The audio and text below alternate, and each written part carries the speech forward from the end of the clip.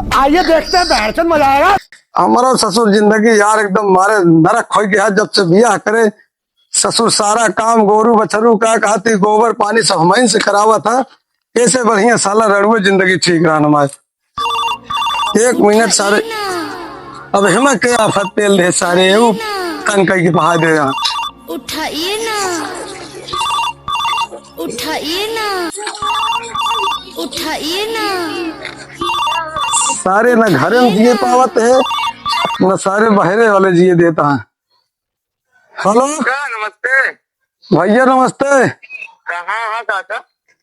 अरे भैया तनी हम ही चेयरमैन का ऑफिस में काम रहने हो। अच्छा हाँ। हमको नहीं लिया गया ना काका? अरे भैया अब तू दिखावे नहीं भैया अर्जेंट में बुला ले उनका जाके लखनऊ। हाँ ई बार हम चलाए भैया तई कुछ फाइल वाइल इधर उधर करते ही। हाँ चला ठीक है काका, एक बात बताई। हाँ बतावा। अभी ये सामने देखा, हम बैठा है। कहाँ भैया? सामने देखा।